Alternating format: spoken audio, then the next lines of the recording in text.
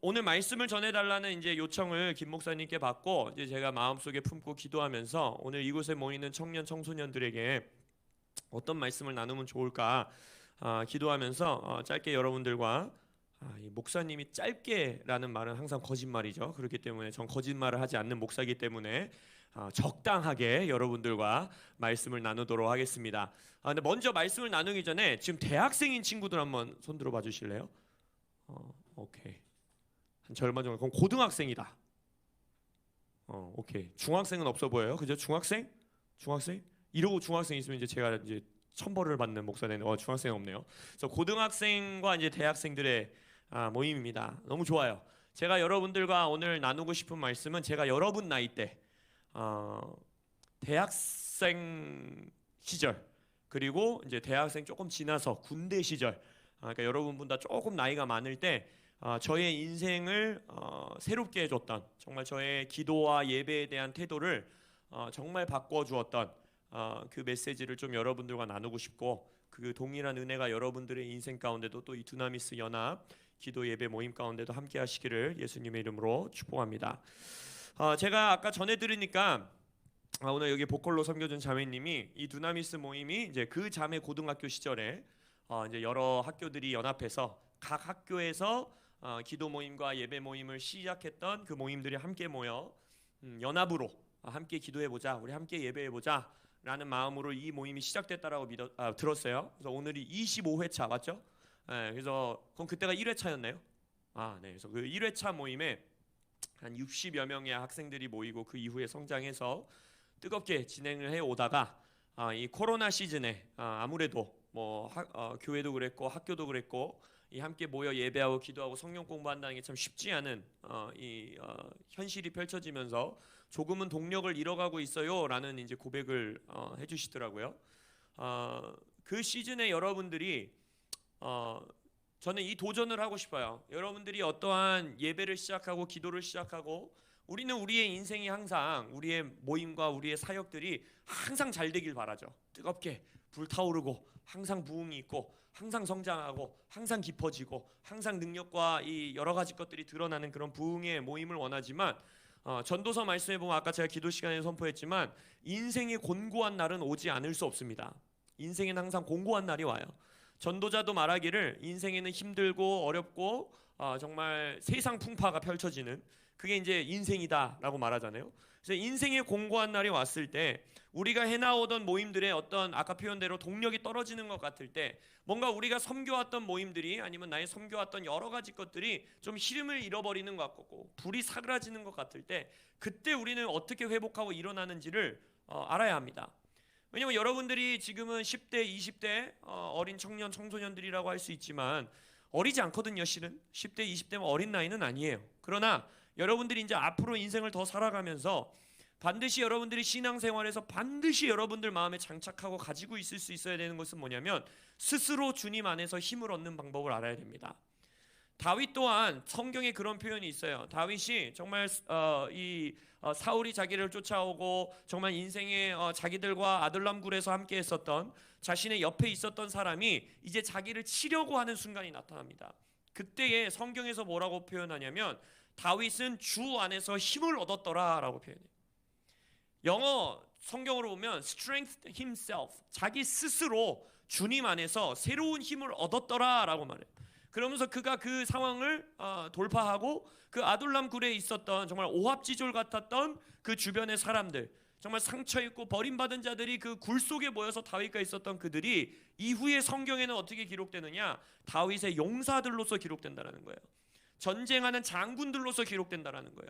그래서 자신의 인생을 돌파할 뿐만 아니라 내 주변 사람들의 인생까지도 상승시키고 그들도 하나님 나라의 부르심을 이루게 하고 그들과 함께 하나님 나라를 이루어가는 데 있어서 가장 중요한 하나님 안에서 우리가 누려야 되는 복과 은혜가 무엇이냐? 주님 안에서 힘을 얻을 줄 알아야 합니다.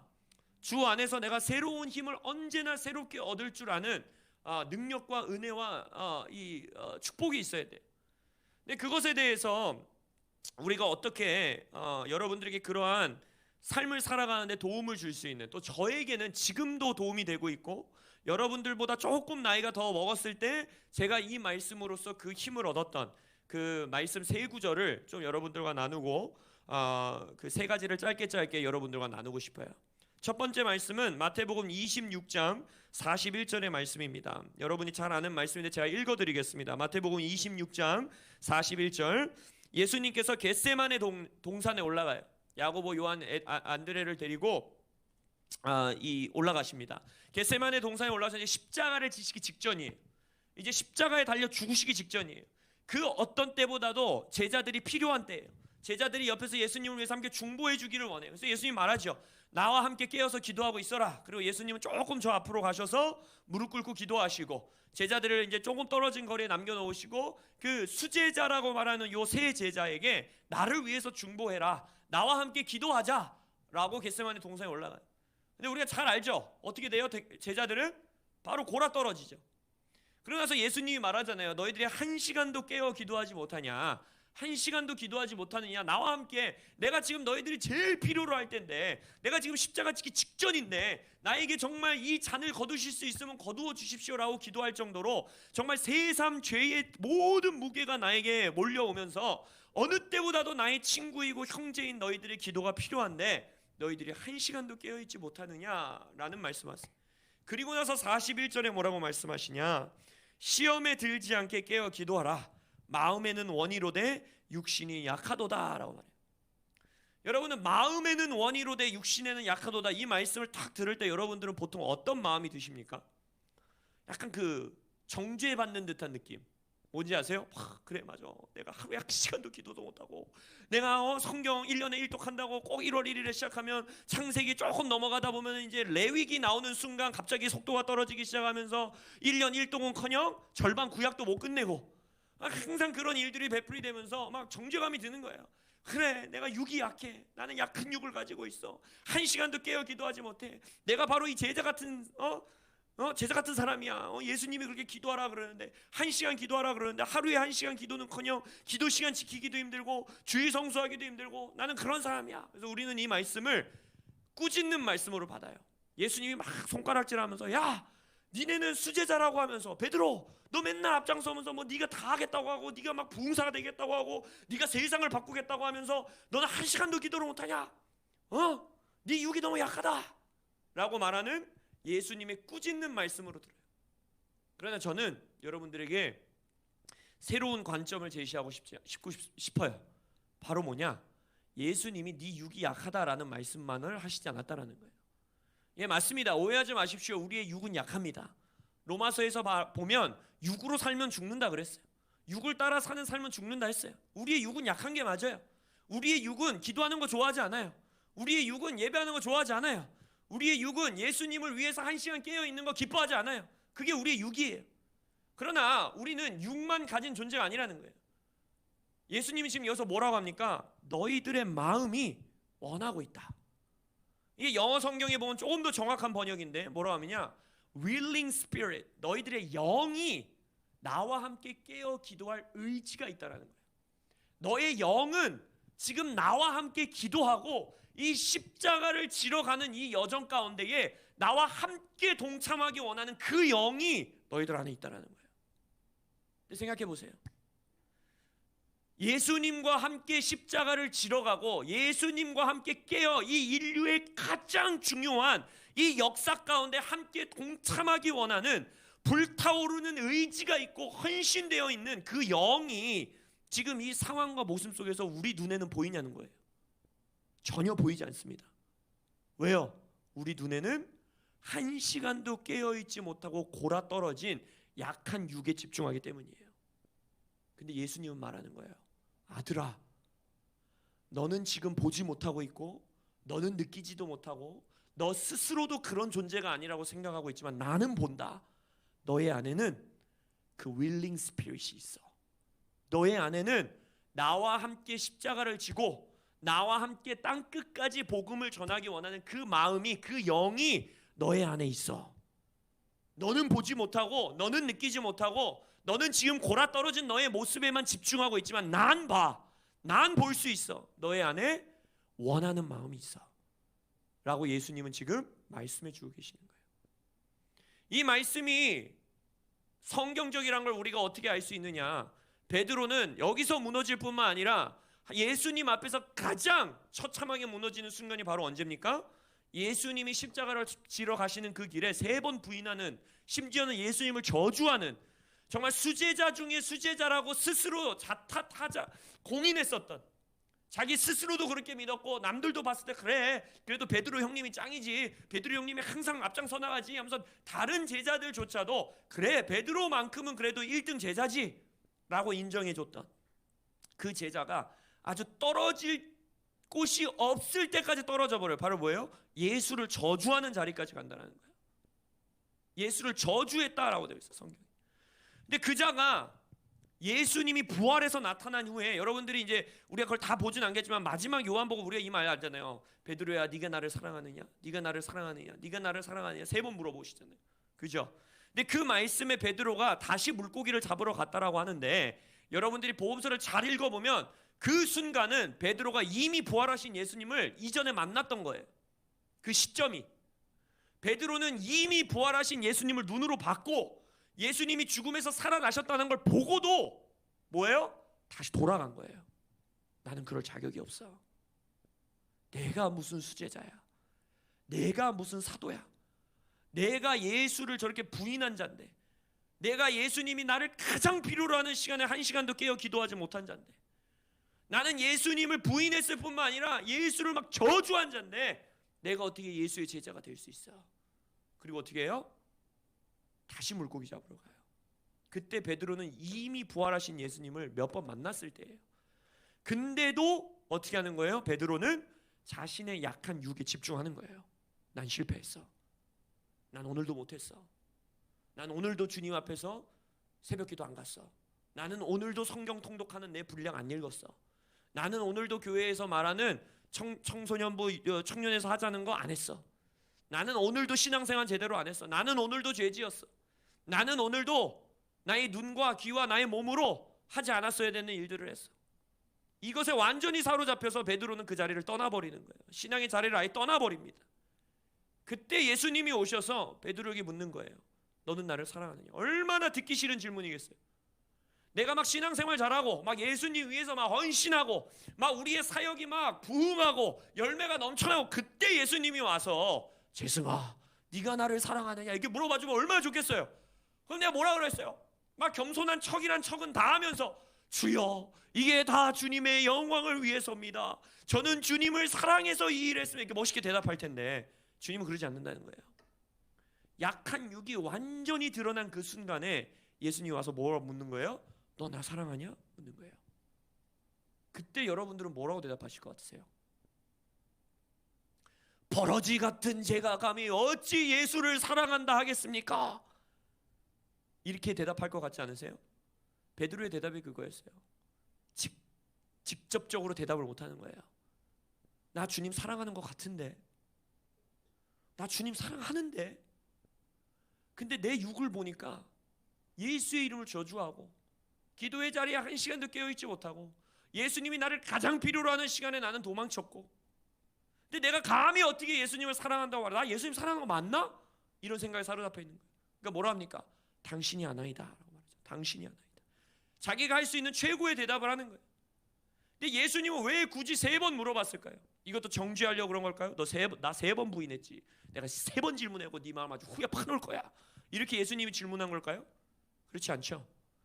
예수님은 계속 확증해 주는 거예요. 아들아, 너의 영은 나를 사랑하고 있어. 아들아, 너 나 사랑하는 거 맞아. 아들아, 너의 영은 나를 위해서 불타오르고 있어. 너의 육은 약하나, 너의 육은 계속해서 실패하나 진리는 이거야. 내가 보는 건 이거야. 너의 안에는 나를 사랑하는 마음이 있어. 너의 안에는 나를 위해 헌신하고 싶은 마음이 있어. 너의 마음에는 앞으로 너는 지금 보지 못하고 있지만 나는 너의 안에서 보는 게 무엇인지 아니? 1세기 교회에 놀라운 부흥을 이끄는 자가 될 거고, 너는 나를 위해서 헌신하는 자가 될 거고, 심지어 너는 나의 죽음을 더 극단적으로 십자가에 거꾸로 매달려 죽을 정도로 너는 나를 사랑하고 나를 위해 목숨을 버릴 것이고, 나를 위해 땅끝까지 나아갈 것이고, 나의 양들을 먹일 것이고, 나의 놀라운 사도로서 쓰임받을 거야. 난 그걸 보고 있어 라고 예수님 말하는 거예요. 너의 영은 원하고 있어 라고 여러분들에게 말하는 거예요. 여러분이 여러분의 삶에서 매 순간 어떤 상황과 조건 속에서도 주님 안에서 힘을 얻을 수 있는 능력은요, 나의 약한 육이 얼마나 약한지를 잘 아는 것에서 절대 오지 않습니다. 나의 죄가 얼마나 끔찍한 죄인지를 분석하고 후벼파고, 나 이거 죄졌어, 이거 죄야, 이거 죄야, 그것을 생각하고 분석하는 것에서 힘을 얻지 않아요. 물론 오해하지 마십시오. 죄 지은 거를 뭐 무시해라, 뭐 하나님 앞에서 회개 기도하지 마라, 이걸 말씀드리는 게 아니에요. 근데 제가 여러분들에게 말씀드리는 건, 베드로가 그 예수를 저주하던 정말 밑바닥까지 갔던 그 인생에서 다시 힘을 얻고 십자가에 거꾸로 매달려 죽을 때까지 인생을 주님 앞에 완전히 헌신할 수 있었던 힘은, 내가 얼마나 예수를 부인했던 연약한 자인지를 아는 그 지식에서 온 것이 아니라, 그럼에도 불구하고 예수님이 보는 나, 예수님이 말해준 내 안에 있는 그 불타오르는 영, 나는 보여지지 않고, 나는 느껴지지 않고, 나는 내가 진짜 그 마음을 갖고 있는지조차 의심되고, 내가 진짜 예수님을 사랑하는 자인지 의심되는 나에게 예수님이 찾아오셔서, 너 나 사랑하고 있어, 너의 마음 안에 내가 보는 게 있는데 네 영은 나를 위해 헌신될 의지가 있어, willing spirit이 너의 안에 심겨져 있어, 내가 그걸 보고 있어 라는 그 예수님의 음성에 베드로는 힘을 얻은 거예요. 여러분 평생의 인생 가운데에 여러분이 약한 육으로 무너지는 순간이 올 수도 있고, 원수들의 공격으로 여러분들이 정말 힘든 시간을 보내는 시간이 올 수도 있고, 아니면 하나님의 진동하심 가운데에 여러분들의 삶이 하나님의 것이 아닌 것들이 무너지기 위해 진동의 때를 지나는 시간도 있을 거예요. 근데 그때에 여러분들이 낙심의 자리에 머물러 있지 않고, 여러분들이 죄책감의 자리에 머물러 있지 않고, 정말 예수를 저주하는 밑바닥에서부터 예수를 위해 목숨을 내어놓는 순교자의 길까지 나아가는 그 힘은 어디서 오느냐? 예수님이 보고 있는 나의 모습을 내가 볼 수 있어야 돼요. 예수님이 이게 너야 라고 말하는 그 정체성을 나의 정체성으로 내가 믿을 수 있어야 돼요. 나는 계속해서 나의 약한 육을 보고요, 원수도 여러분에게 계속 여러분을 어떤 걸로 정의하려고 하느냐? 여러분의 약한 육으로 여러분들을 정의하려고 해요. 그게 원수의 전략이에요. 너 오늘도 기도 안 했잖아, 너 오늘도 죄 지었잖아, 너 오늘도 사랑하지 않았잖아, 너 오늘도 섬기지 않았잖아, 너 오늘도 교만했잖아, 너 오늘도 음란했잖아, 너 오늘도 무너졌잖아, 그게 너야 라고 원수는 끊임없이 우리에게 외쳐요. 너의 모습은 그거야, 그게 네 정체성이야, 넌 해봤자 안 돼. 그러나 예수님이 말하는 건 아니라는 거예요. 그래, 네 육이 약한 거 나도 본다, 한 시간도 깨어 기도하지 못하는 거 나도 본다. 근데 나는 그것만 보는 게 아니라 너의 영을 본다, 너의 속사람을 본다. 너는 불이 있는 자야, 너는 나를 사랑하는 자야, 너는 나를 위해 헌신될 준비가 된 자야, 너에게는 의지, willing spirit, 나와 함께 십자가를 지기까지 순종할 의지가 있는 영을 가진 자야 라는 이 예수님의 음성을 여러분들이 성경 지식이 아니라 여러분들의 삶에 경험하실 수 있는 은혜가 있으시길 예수님의 이름으로 축복합니다. 이것이 보여져야 돼요. 이것이 느껴져야 돼요. 이것이 경험되져야 돼요. 기도의 자리에서 주님께 구해야 돼요. 주님, 베드로가 들었던 그 음성 내게도 들려주십시오.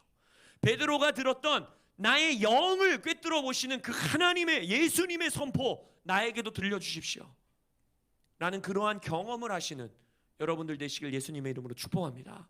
그러면 여러분들은 어떤 상황과 조건에서도, 아직까지 여러분들 예수님의 이름 쌍욕하면서 저주한 적은 없잖아요. 그럼 일단 베드로보다 나, 시작점이. 근데 베드로는 거기까지 갔다라는 거예요.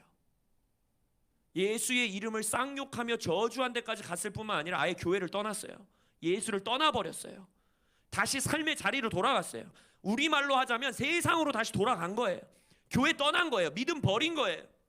부르심 버린 거예요. 근데 그 자리에서도 회복될 수 있는, 그 자리에서도 다시 예수님의 사도로서 부르심을 완성할 수 있는 힘은요, 그 예수님의 음성을 들으셔야 돼요. 아들아 딸아, 너의 영은 원하고 있다.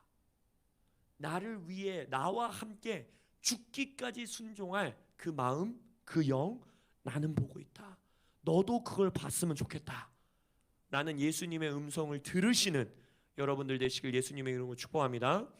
두 번째 또한 어떻게 보면은 동일한 선상에 있는 저의 인생을 정말 뜨겁게 바꿔놓았던 말씀은 바로 아가서 4장 9절의 말씀입니다. 제가 여러분들을 위해 읽어드리겠습니다. 신랑이 신부에게 고백하는 거예요. 그러니까 예수님이 교회인 우리에게 고백하시는 말씀입니다. 아가서 4장 9절에 보면 내 누이 내 신부야, 우리를 부르는 거죠. 나의 신부인 교회야, 나의 제자들아, 뭐라고 하십니까? 네가 내 마음을 빼앗았구나. 너의 눈으로 한 번 보는 것과 내 목에 구슬 한 꿰미로 내 마음을 빼앗았구나 라고 말해요. 아가서는요, 이게 노래의 책이기 때문에 되게 비유적으로 기록되어 있는 말씀입니다. 근데 이 말씀이 어떤 의미이냐, 신랑이 고백하는 거야. 마치 로맨틱한 사랑의 고백을 하듯이 신부를 향해 고백합니다. 뭘 고백하냐면, 네가 너의 눈을 나에게, 여기서 보면 한 번 보는 것이라고 되어 있죠. 한 번 보는 것, 네 눈으로 나를 한 번 보는 것. 이게 영어 단어로 보면 되게 정확한 해석이에요. glance예요, glance. 여러분, glance라는 게 뭔지 아세요? 이거예요, 이거. 예를 들어서 제가 막 딴 일을 하다가 갑자기 이제 김성준 목사님이 생각이 난 거야. 그래갖고 이게 글랜스예요. 긴 시간 뚫어져라 쳐다보는 것도 아니고요. 막 사랑이 넘치는 꿀이 뚝뚝 떨어지는 눈으로 막 로맨틱하게 연인을 바라보는, 막 지그시 바라보는 그런 눈도 아니고요. 한 번 그냥 찰나, 한순간. 예를 들어서 카페에서 공부하다 누구 들어오는 소리 나서 잠깐 봤다가 그냥 다시 공부하는 이거, 그게 한 번 보는 거예요. 근데 신랑은 지금 뭐라고 하고 있어요? 네가 그렇게 나를 아주 그냥 무심한 듯, 막 무슨 막 어마어마한 막 사랑의 눈이 막 불타오르는 눈으로 나를 애정 있게 바라보는 눈도 아니고 그냥 흘끗 바라보는 그 눈 한 번으로 예수님이 뭐라 그러는 거예요? 예수님의 마음이 빼앗겼다라는 거예요. 이 빼앗겼다라는 단어는 또 보면요, 완전히 압도당하다는 뜻이에요. 네가 나를 그냥 아주 그냥 짧은 찰나, 잠깐 나를 한번 바라봐 주는 걸로도 예수님이 스스로 고백하여 뭐라는 거예요? 예수님의 마음에 완전히 압도당해서 어찌할 바를 모른다는 거예요.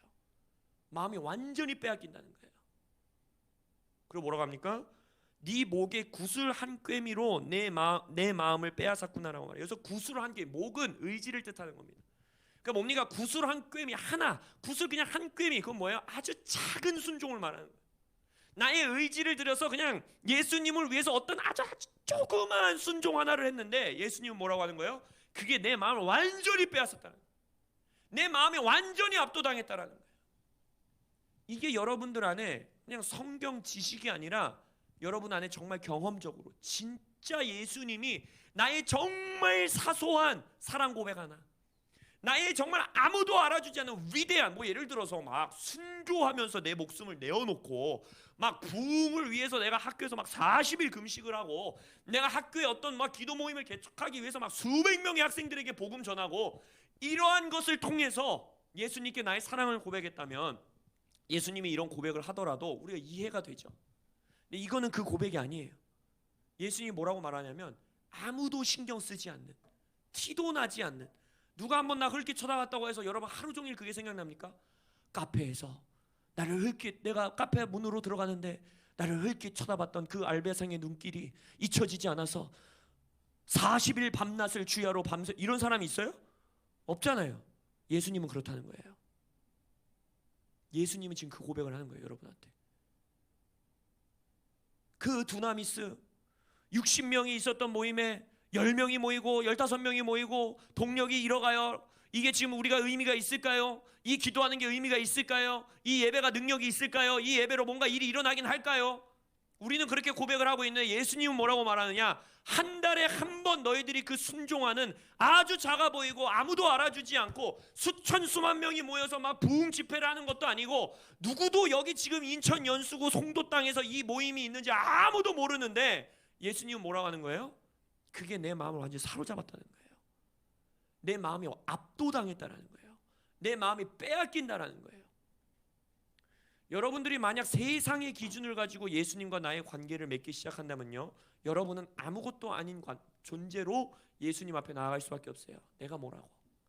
목사님 정도는 돼야지, 선교사님 정도는 돼야지, 뭔가 주님 나라 위에 위대한 일을 해봐야지, 뭔가 내가 뭘 이뤄내야지, 그래야 내가 예수님께 뭔가를 하는 거지 라고 생각한다면요, 여러분은 평생 이 예수님을 만날 수 없어요. 이 아가서에서 사랑 고백하고 있는 신랑의 예수를 만날 수 없다고요. 여러분들이 예수님 앞에서 반드시 경험해야 되고 반드시 예수님께 구해야 되는 건 이 신랑의 고백을 내가 듣게 해주십시오. 저는 여러분보다 조금 나이 많은, 아까 말했잖아요, 대학생 그리고 군대 가서 그 시즌에 이 두 구절의 말씀을 말로 설명할 수 없는 경험의 시간이 있었어요. 기도의 자리에서 진짜 내가 아무것도 아니, 나도 기억하지 못하는 한 번의 아주 작은 그냥 말씀에 순종하고 하나님이 나한테 뭐 하라고 해서 그냥 나도 기억 못하는 그냥 아주 진짜 작고 사소한 일, 그거 하나를 예수님께서는 그걸 보면서 아들아, 그때 네가 했었던 그 순종이 여전히 나의 마음을 저릿저릿하게 하고 있어. 네가 그때 순종했던 너는 기억도 못하지. 마치 어머니가 다 큰 청년 자녀에게 와서 야 딸아 아들아 네가 5살 때 엄마 너무 힘들었을 때 이런 일이 있었는데 네가 그때 엄마 아빠를 보고 방긋 웃어줬는데 얼마나 그게 지금도 기억나는지 몰라 라고 말하는 고백, 부모님들의 그런 고백 있을 수 있잖아요. 여러분들은 그걸 기억해요? 5살 때 내가 부모님을 보고 웃은 건지, 과자 달라고 웃은 건지, 아니면 나 게임하고 싶다고 웃은 건지 알게 뭐야. 그렇죠? 나는 기억도 못 하잖아요. 근데 부모님은 그 순간을 영원토록 이 땅에서 돌아가실 때까지 품는다는 거예요, 마음에. 근데 예수님이 우리를 그렇게 보신다는 거예요. 여러분, 한 달 지나고 2달 지나고 3달 지나고 1년 지나면 2022년 7월에 여기 인천에 있는 5주년 됐다고 하는 교회에 엄청 소리 지르는 목사님이 설교했던 그 자리에 나 기도하고 예배하러 왔어요. 그거 기억할 것 같아요? 예수님은, 여러분들은 기억 못해요.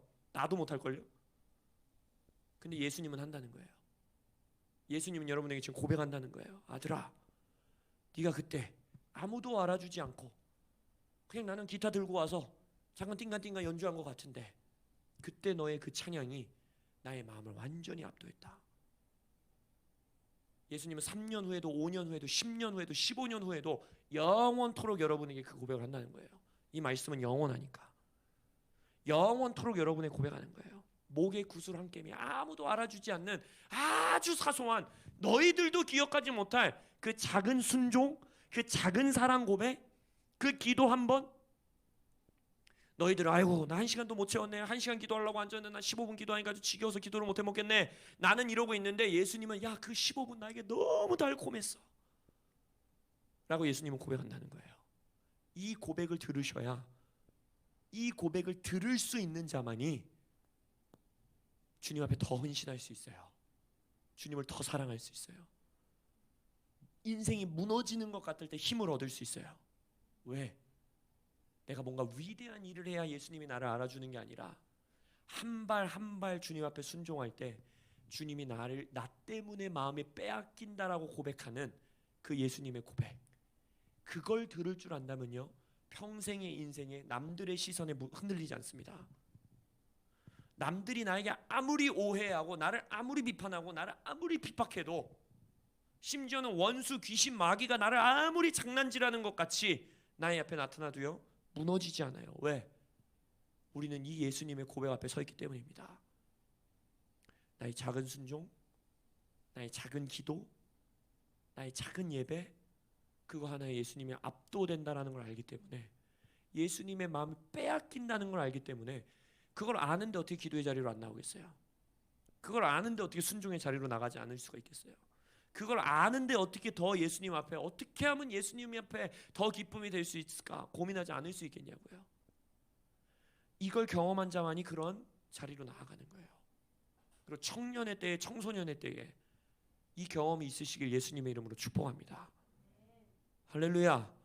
예수님이 여러분들 때문에 막, 예수님께 이런 단어를 써도 되는지 모르겠는데 막 좋아 죽으려고 하시는 모습을 여러분들이 젊은 나이 때 경험해야 돼요.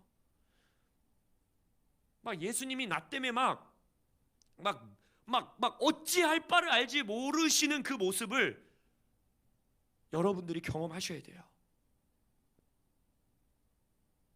하박국의 말씀에서는 너희들로 인해서 내가 춤을 춘다라고 말했어요. 예수님 춤을 춘다, 하나님께서 고백합니다. 그 춤을 춘다라는 고백은 펄쩍 뛰어서 빙글 돌아 착지하다라는 단어예요. 예수님이 여러분들의 작은 순종 때문에, 여러분들이 예수님 앞에 저 사랑합니다라는, 정말 나는 생각하기에 야 이 정도 갖고 되나라고 싶은 정말 아무것도 아닌 순종 가운데 예수님은 점프해갖고 빙글 돈 다음에 펄쩍펄쩍 뛰면서 아들아 딸아 너에게 내 마음을 빼앗겼다, 너 때문에 내 심장이 뛴다. 너 때문에 내 마음이 막 기뻐 날뛴다. 너 때문에 내가 팔짝팔짝 뛰고 너무너무 기쁘다 라고 말하는 이 고백과 예수님의 표현에 여러분들이 경험하시는 10대, 20대의 인생이 되시길 예수님의 이름으로 축복합니다. 마지막 한 구절 더 보기 원하는 말씀이 있어요. 히브리서 11장 6절의 말씀입니다. 히브리서 11장 6절의 말씀.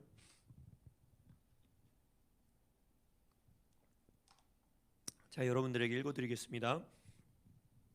믿음이 없이는 하나님을 기쁘시게 하지 못하나니 하나님께 나아가는 자는 반드시 그가 계신 것과 또한 그가 자기를 찾는 자들에게 상 주시는 이심을 믿어야 할지니라 라고 말하고 있어요.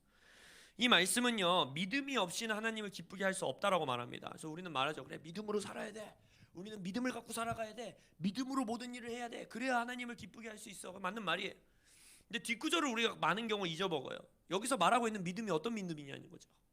여기서 지금 과연 어떤 믿음을 가지고 살아가야지 하나님을 기쁘시게 할 수 있는가, 이걸 말해주고 있다는 거예요. 왜요?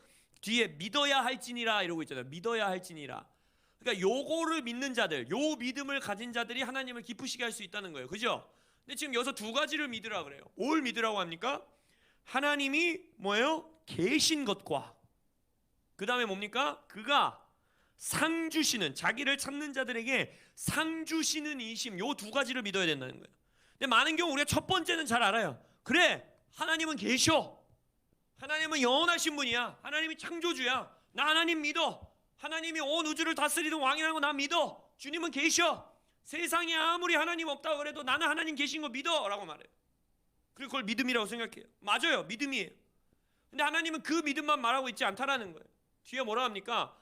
하나님을 기쁘시게 하는 믿음이 뭐냐면 하나님을 찾는 자들에게 하나님이 상 주시는 분이란 걸 믿어야 된다는 거예요. 이게 무슨 말인가? 여러분, 속지 말아야 되는 게 하나 있어요. 바로 뭐냐면 우리가 마치 그런 거 있잖아요. 막 기복신앙을 가지면 안 된다. 막 하나님께 뭔가를 받아내기 위해서 하나님 앞에 나아가면 안 된다. 맞는 말이에요. 근데 그거는요, 반은 맞고 반은 틀린 말이에요. 왜 그런지 아세요? 여러분들이 이 땅에서 썩어 없어질, 마태복음 6장에서도 말하죠. 너희들의 창고를 썩어 없어질 보석으로 채우지 말라는 거예요. 보화로 채우지 말라는 거예요. 그래서 만약 여러분들의 관계가, 하나님과의 관계가 맨날 이 땅에서 마태복음 6장에서 말하고 있는 먹고 마시고 입는 문제로만 하나님 앞에 끊임없이 나간다라면요, 맞아요, 좀 더 성숙해야 돼요. 여러분의 삶에서 성숙이 필요해요. 그러나 하나님은 지금 뭐라고 말하고 있어요? 그를 찾는 자들에게 상 주신 하나님을 믿으라는 건 무슨 말이에요? 하나님께 구해야 되는 상이 있다라는 거예요. 하나님이 내게 주기 원하시는 상이 있고 그 상을 주기 원하시는 하나님이라는 걸 믿어야 된다는 거예요. 이 말씀이 어디서 우리에게 명확하게 드러나는지 아세요? 계시록 2장과 3장에 보면요, 7교회의 말씀이 나와요. 7교회의 말씀은 결국 우리 예수님 재림의 날까지 이 땅에 있는 모든 교회들, 여러분들을 향한 말씀이에요. 근데 그 말씀에서 하나님이 그 말씀에, 예수님이 그 말씀에서 꾸짖기도 하고 칭찬하기도 하잖아요. 어떤 교회를 향해서는 너는 첫사랑을 잃어버렸다, 너희들이 음란에 빠졌다, 너희들이 그 잘못했다, 저거 잘못했다, 니네 왜 그러냐 라고 혼내시는 말씀도 있고, 그 다음에 뭐예요? 그래도 너희들이 거짓 선지자들을 너희들 안에서 구별해냈다, 너희들이 나를 위해서 헌신했다, 너희들이 나를 위해서 적은 것을 가지고도 목숨 바쳐 일했다, 참으로 잘하였다 라고 칭찬하시죠. 근데 그 모든 교회들을 향한 칭찬도 하시고 혼내기도 하시고 격려하기도 하시고, 그리고 나서 끝에 말씀, 그 교회를 향한 편지의 마지막은 다 똑같아요. 뭔지 아세요? 마지막 때, 내가 이 땅에 재림하기 전, 마지막 때는 여러분 막 무슨 막 하늘에서 막 불 떨어지고 막 무슨 막 지진이 일어나고 이래야 마지막 때가 아니라, 성경적인 마지막 때는 뭐냐면 예수님이 승천하시고 예수님이 다시 오시잖아요. 우리 예수님 다시 오십니다. 할렐루야. 근데 승천하시고 예수님이 다시 오시기 전 요 기간, 지금 이 시간이 마지막 때라고 성경은 말해요. 그러니까 여러분 지금 마지막 때를 살고 있는 거예요. 근데 그 마지막 때에 계시록 말씀에서 예수님이 뭐라고 말하는 거냐면, 모든 교회들을 향한 편지 마지막에 뭐라고 쓰고 있냐면, 이기는 자에게는, 이 마지막 때에 나를 위해서 세상을 이기고 악을 이기고 음란을 이기고 나를 위하여 헌신하고 나를 위하여 살아가는 자들에게는 이러한 상을 줄 것이다. 이렇게 편지를 마무리해요. 모든 교회에게. 혼나는 교회에게도 그렇게 마무리하고, 칭찬받는 교회에게도 그렇게 마무리하고, 혼나는 거랑 칭찬하는 게 섞여 있는 교회에게도 그렇게 마무리해요. 모든 교회에게 말하는 거예요. 땅의 보석과 보화, 먹고 마시고 입고 즐기는 것을 위해서 사는 것이 아니라, 그러한 상급을 찾는 게 아니라, 그러한 복을 찾는 게 아니라 영원한 상급을 위해서는 열심을 다해 살아야 된다는 거예요. 이게 저의 인생을 완전히 바꿔놨어요. 왜 그런지 아세요? 하나님은요, 정말 가끔 보면요, 재밌고 신나는 분이에요. 그리고 이해할 수 없을 정도로 미스테리한 분이에요. 영원한 상급을 어떻게 받냐는 거예요. 근데 그 질문 해야 되잖아요.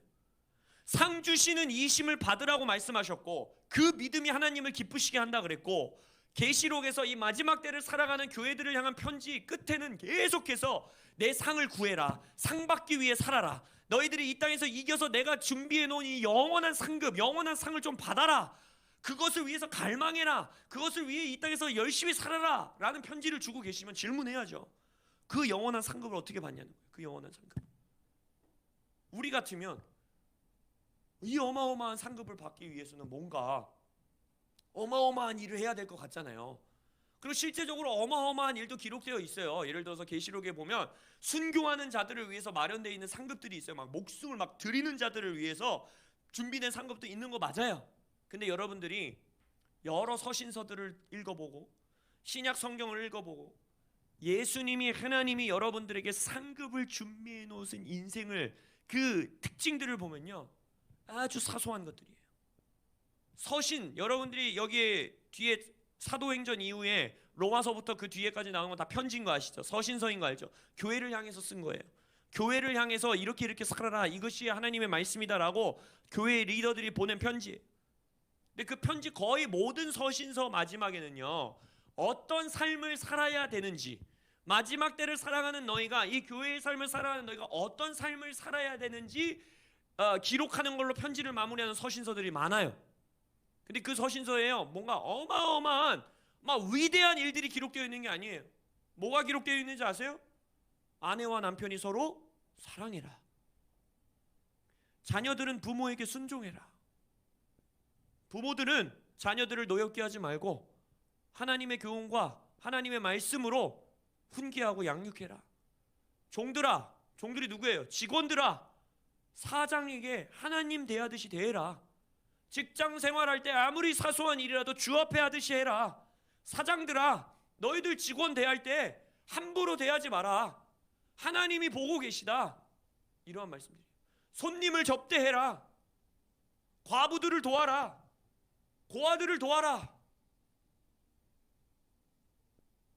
그것들 가운데에 영원한 상급이 있다는 거예요. 뭘 말씀드리는 겁니까? 첫 번째 말씀, 두 번째 말씀, 세 번째 말씀 다 동일해요. 결국 뭐예요? 하나님은 작은 순종에 반응하신다는 거예요. 물론 오해하지 마십시오.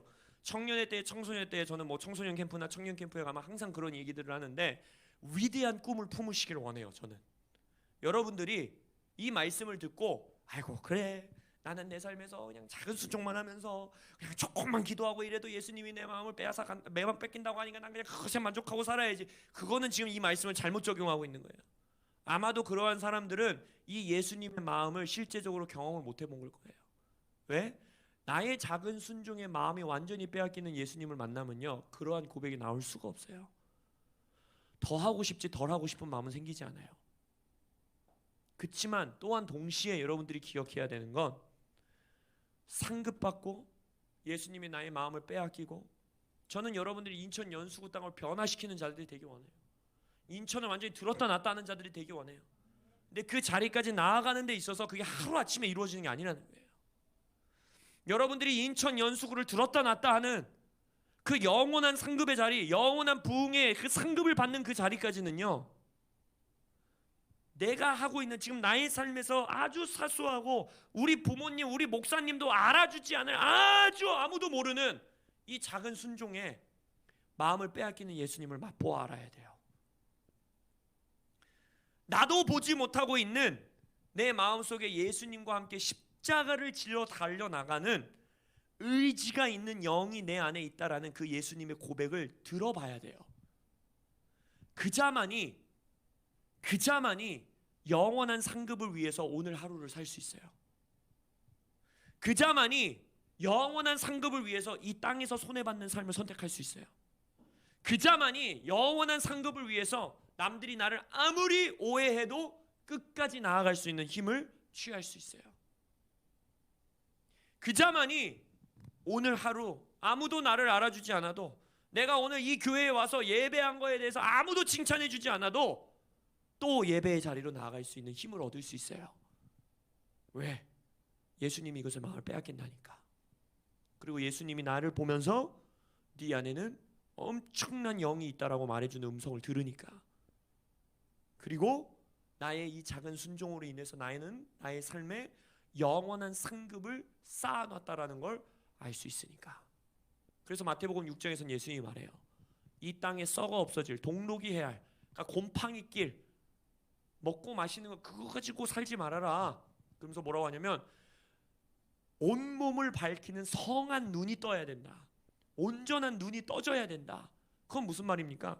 그래서 영원한 상급을, 썩지 않을 곳에 하늘의 상급을 쌓아놓고 살으라는 거거든요. 그건 뭐냐면 이 땅에서 살아가는 우리인데, 내가 오늘 이 땅에서 행하는 어떠한 작은 순종 하나가, 내가 오늘 이 땅에서 행하는 예수님을 위한 사랑의 고백 하나가, 내가 이 땅에서 행하는 말씀 따라 살아가는 아무도 알아주지 않는 사소한 순종 하나가, 그것을 통해서 하늘의 영원한 상급으로 쌓이는 걸 볼 수 있는 눈이 떼어져야 된다는 거예요.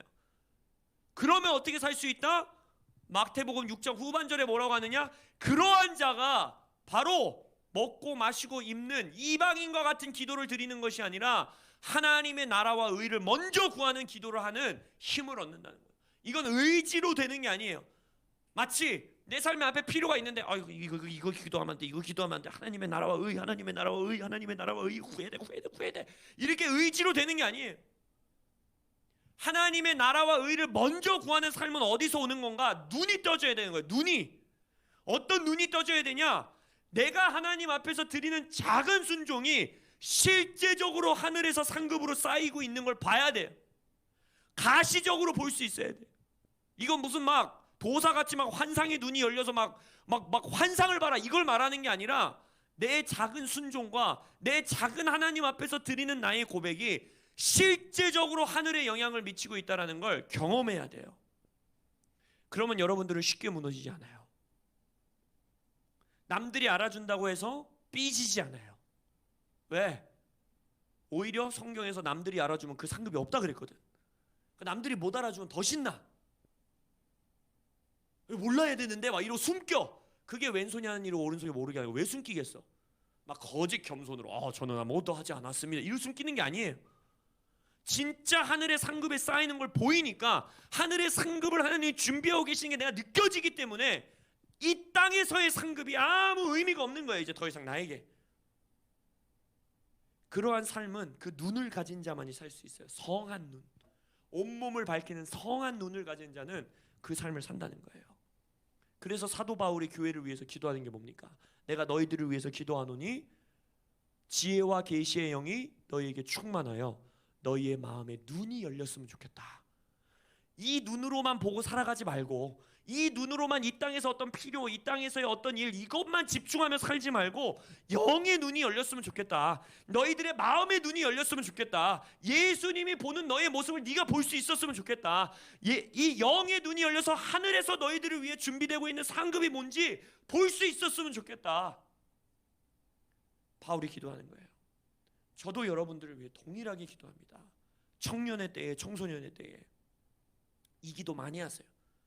저는 버릇과 같이 기도했어요. 지금도 버릇과 같이 기도해요. 지혜와 계시의 영이신 성령님, 나를 충만하게 채우사 나의 마음의 눈이 띄어지게 해주십시오. 내가 이 눈으로 보는 것만으로 따라 살지 말게 해주십시오. 영적인 세계에서 일어나는 일 때문에 살게 해주십시오. 예수님의 음성 듣고 살아가게 해주십시오. 예수님이 나에게 마음 빼앗기는 그 모습 볼 수 있는 눈 열어주셔서 나의 사소한 순종이 계속해서 나의 삶에서 더 큰 순종, 더 큰 헌신, 더 뜨거운 헌신으로 나아갈 수 있도록 예수님이 나의 작은 순종에 완전히 마음이 사로잡히는 그 모습 볼 수 있는 눈을 열어주십시오. 이 기도 하셔야 돼요. 그러면 여러분들의 삶에서 스스로 주 안에서 힘을 얻을 수 있는 능력이 생겨요. 그래서 오늘 전 여러분들에게 이 세 구절의 말씀, 마태복음 26장 41절, 아가서 4장 9절, 히브리서 11장 6절, 저의 청년의 때에는 이 말씀이 여기까지 저를 끌어왔고 지금도 저를 끌어가고 있어요.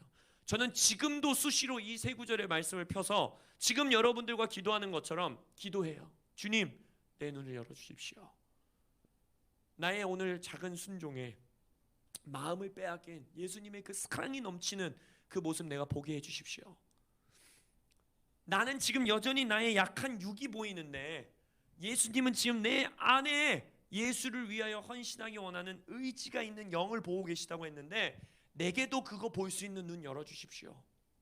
그리고 오늘 하루 나의 삶에서의 하나님을 위하여 살아간 사소한 순종이 영원한 상급으로 쌓이고 있음을, 그리고 주님은 이러한 나에게 상급 주시기를 기뻐하시는 분이시라는 것을 볼 수 있는 눈을 열어주십시오 라고 기도한다는 거예요.